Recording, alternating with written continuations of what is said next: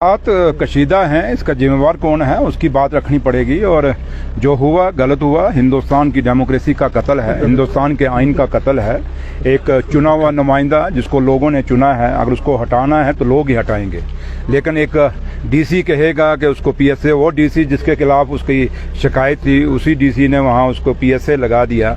ये कौन सा कायदा और कानून है और ये कौन से किताब में लिखा है कि जिसके खिलाफ शिकायत है वही एक्शन लेगा। और आज का जो माहौल है, आज ऑफिसर खुद ही पटवारी, खुद ही तहसीलदार और खुद ही गिरदावरी और खुद ही रजिस्ट्री करते हैं। ये सिस्टम जम्मू कश्मीर में चलने वाला नहीं है।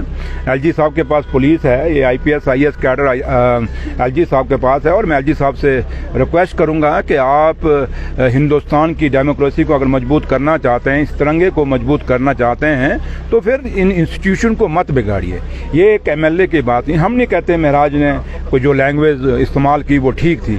लैंग्वेज ठीक नहीं, शायद आपको भी वो लैंग्वेज अच्छी नहीं लगी होगी। हमारे समाज के, हमारी सोसाइटी में ऐसी लैंग्वेज नहीं चलती। बट एक इंस्टीट्यूशन की बात है, एक सिटिंग एमएलए है, अगर आपने उस पर कोई बात थी, अगर कोई बदतमीजी थी तो दोनों पक्षों को देखना चाहिए था। और उसके बाद अगर पीएसए, मुझे लगता है पीएसए कब लगता है, पीएसए तब लगता है जब कोई एंटी नेशनल हो, जो कोई देश के खिलाफ कोई बात करता हो, या सोसाइटी या समाज के लिए कोई खतरा हो, चाहे कोई ड्रग बेचने वाला हो या कोई बड़ा कोई माफिया हो।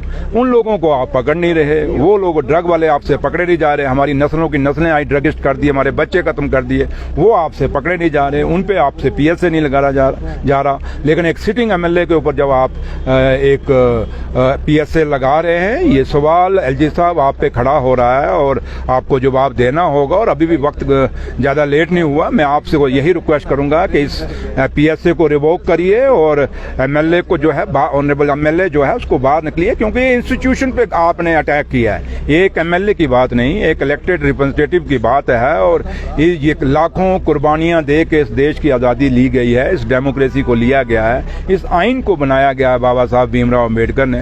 राजगुरु सुखदेव, भगत सिंह छोटी सी उम्र में इसी चीज को पाने के लिए आप कुर्बान हो गए।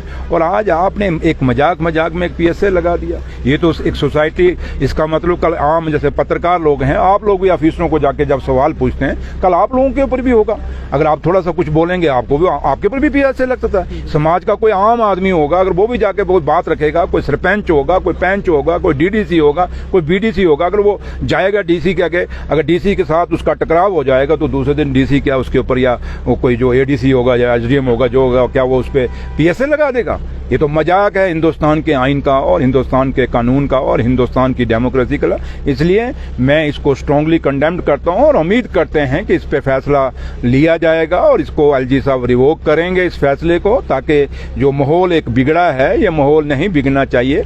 आज डोडा में चाहे लोग सड़कों पे आए हैं तो गलत है, नहीं ऐसा मौका नहीं देना चाहिए था सरकार ने। और ये डीसी को भी सोचना चाहिए, डीसी की बड़ी लंबी सर्विस है। और ये डीसी साहब मत सोचें कि अगर जितने भी ऑफिसर हैं, मैं उनको कहूंगा आप पॉलिटिक्स में मत इन्वॉल्व होइए, क्योंकि एक पॉलिटिकल डिसीजन है ये जो पीएसए है।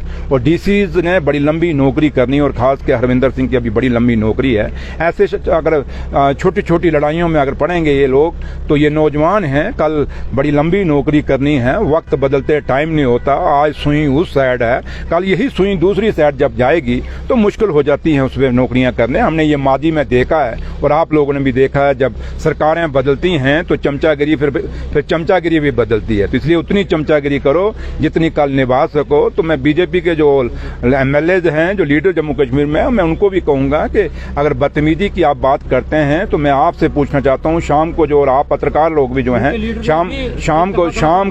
शाम को जो डिबेट चलती है नेशनल टीवी पे, जो बकवास वहां बोला जाता है, मैडम सोनिया गांधी के खिलाफ क्या क्या नहीं बकवास किया गया।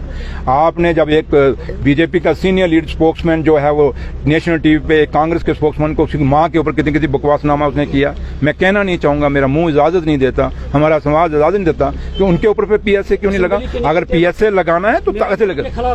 नहीं, वो अलग बात, मैं जनरल बात कर रहा हूं। तो इसलिए बात मिराज नहीं, ओवरऑल मैं कह रहा हूं, अगर बदतमीजी का माहौल इस हिंदुस्तान में कोई लाया है तो बीजेपी का सोशल मीडिया, बीजेपी के फेक आईडीज जो है, वो यहाँ माहौल ऐसा बदतमीजी का पैदा किया गया। ये जो बदतमीजी हो रही है, चाहे मिराज करे चाहे बीजेपी के लोग करें, ये इस देश का कल्चर नहीं रहा, ये जम्मू कश्मीर का कल्चर ही रहा। और इसलिए मैं लोगों से अपील करूंगा कि हमें इन गाली गलोचों से बचना चाहिए। लेकिन फिर भी जो ये हुआ है इसको हम बार बार कहते हैं, अगर फिर फैसला लेना है तो सबके लिए होना चाहिए। फिर वो बीजेपी के लोग जो बदतमीजी करते हैं, चाहे जम्मू कश्मीर के अंदर करते हैं लीडर, चाहे हिंदुस्तान में करते हैं, फिर सबके ऊपर अंदर ठोकिए, फिर सबको पीएसए लगा दीजिए। लेकिन ये नहीं चलेगा। हिंदुस्तान का आइन कभी इजाजत नहीं देगा कि हम पिक एंड चूज करें। Thank you.